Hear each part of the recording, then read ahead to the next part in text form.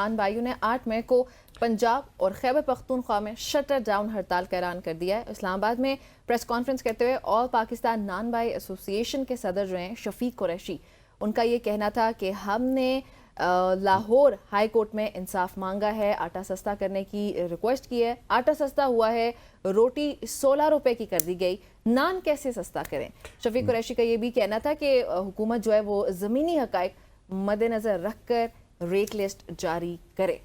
बिल्कुल जी। और ये गंदम का स्कैंडल भी है और फिर उसके बाद जो है अब ये किसान का स्कैंडल, मतलब स्कैंडल तो नहीं है लेकिन एक तरह से जो है वो ज्यादती है, जो कि उनका मौक़िफ़ है कि ये जो प्राइस सेटलमेंट की थी गवर्नमेंट ने, जो अनाउंस किया था 16 रुपए की जो रोटी है 20 ग्राम की मेरे ख्याल से थी और उन्होंने कहा कि हम इस प्राइस को जो है रिजेक्ट करते हैं, जिसमें लाहौर हाई कोर्ट ने मेरे ख्याल से वो जो फैसला था पंजाब गवर्नमेंट का वो भी मुअत्तल कर दिया था। लेकिन अगेन पाकिस्तान है और पाकिस्तान में जो है चीज़ें सेटल नहीं होती हैं इतनी आसानी से।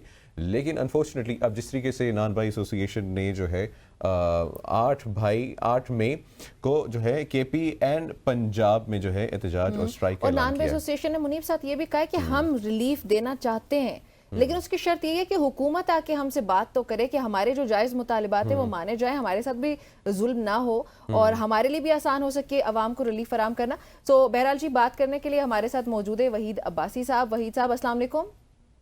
वालेकुम अस्सलाम, क्या हाल है? ठीक है जी अल्हम्दुलिल्लाह। सर बताइएगा, ये जो आप लोगों ने 8 मई को एहतजाज की कॉल दी है, इसके मुतालिक मजीद अगर कुछ हमारे नाज़रीन को बताना चाहें। जी बिस्मिल्लाह। 8 तारीख को हमने एहतजाज की कॉल दी है। हमने खैबर पख्तूनख्वा और पंजाब में हड़ताल का ऐलान किया है, शटर डाउन हड़ताल का।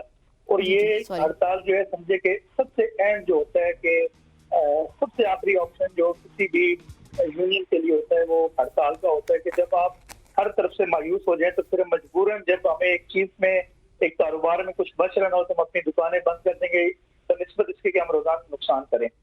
तो केपी के गवर्नमेंट ने भी और पंजाब गवर्नमेंट ने भी किसी भी नान भाई एसोसिएशन को ऑन बोर्ड लिए बगैर एक नोटिफिकेशन किया आटा सस्ता होना। आप ये देखें कि हर साल 2 साल के बाद एक रोटी पे इशू क्यों बन जाता है? क्या इसका कोई ऐसा मैकेनिज्म नहीं तैयार कर सकते हैं कि जब आटे का रेट आप नोटिफाई करें तो उसके साथ रोटी का रेट भी, और अगर आटा बढ़े तो तंदूर वाले का रेट भी बढ़ा दें। जब आटे के साथ आप नोटिफाई करते हैं लेकिन जब आटा बढ़ जाता है ओपन मार्केट में उसको किसी किस्म का कोई रिलीफ नहीं दिया जाता तंदूर वाले का कि यार उसका रेट बढ़ाया जाए, वहीं पर दबा के उसको रखते हैं और फिर उसी जो बढ़े हुए आटे की कीमत को दोबारा उसी कीमत पर ले आते हैं जहाँ पे आपने नोटिफाई किया रोटी का, फिर आप कहते हैं हमने आटा सस्ता कर दिया, रोटी सस्ती कर दे। किस तरह पॉसिबल, आप बता दें मुझे। अच्छा वहीद भाई, ये यहाँ पे एक तो नान भाई एसोसिएशन भी है और फिर पाकिस्तान के जो किसान हैं वो भी जो है इस वक्त जो है स्ट्राइक्स पे हैं, एहतजाज में हैं। अब अगेन वही बात, मैं थोड़ा सा इसको इंटरलिंक इसलिए करना चाह रहा हूँ क्योंकि वहाँ पे भी उनके साथ ज्यादती हुई है, इंपोर्ट कर लिया गया और जो पाकिस्तान का प्रोड्यूस था वो ज़ाया हो रहा है और क्योंकि डायरेक्टली लिंक्ड है नान भाई के साथ जो है रोटी गंदम के साथ। ठीक है जी, अब क्या आप दोनों मिलके कोई एहतजाज या स्ट्राइक प्लान कर रहे हैं या कोई प्लान है इस तरीके से?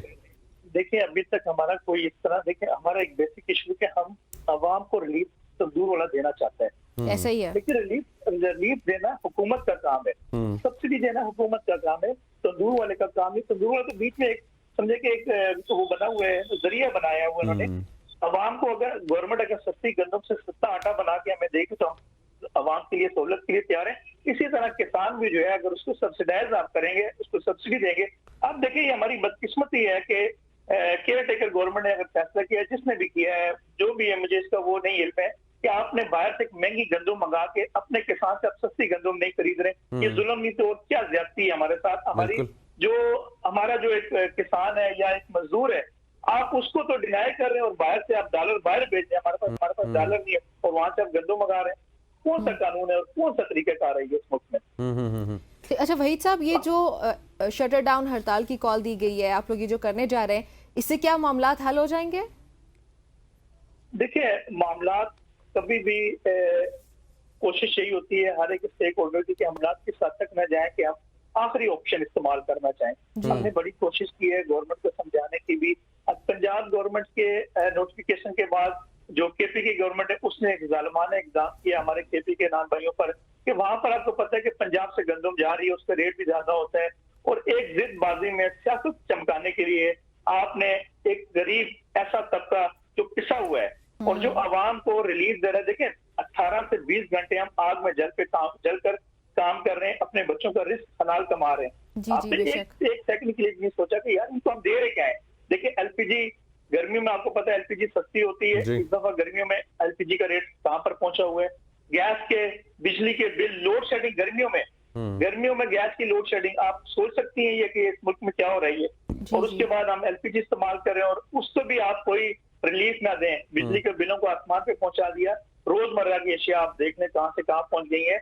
हमारा जो एक मजदूर है आखिर वो भी यहाँ से कमा के ले गया, तो उसके अंदर लेबर बढ़ाई है, दुकानों के किराए बढ़ गए हैं, हर चीज बढ़ गई है, बहुत महंगाई हो गई है। वहीद भाई, हुकूमती सतह पे आपसे कोई राब्ता किया गया है? मेरे ख्याल से वो जो नोटिफिकेशन था 16 रुपए का, वो भी लाहौर हाई कोर्ट ने जो है उसको मुअत्तल कर दिया था। तो इस पे अभी लेटेस्ट क्या अपडेट्स हैं हुकूमती सतह पे? आपकी क्या मुज़ाकरात चल रहे हैं? वो जो 16 रुपए का नोटिफिकेशन जो इस्लामाबाद हाई कोर्ट ने मुअत्तल किया है, हमारे यहाँ बिलाल यासीन साहब से 2-3 मीटिंग्स हुई हैं। हमने उनको कहा है कि सर काइंडली हमारे साथ कोई ऐसा रास्ता निकालें कि जिसमें तंदूर वाला पैसा फिर आवाम को भी रिलीफ मिले। हम ये कभी भी नान भाई एसोसिएशन कभी भी नहीं चाहती कि गरीब आवाम को रिलीफ ना मिले। लेकिन मुझे ये बता दें कि रिलीफ सिर्फ रोटी के, आप 16 रुपए की रोटी ले लेंगे, 4 रुपए रोटी पीछे बचा रहे हैं, लेकिन जो सालन की प्लेट पहले 100 रुपए की थी आप 150 की ले रहे हैं। एक बंद, आप जो बंद ले रहे हैं, अभी ये कहते हैं कि फाइन सस्ता हुआ, आटा सस्ता हुआ, मैदा सस्ता हुआ।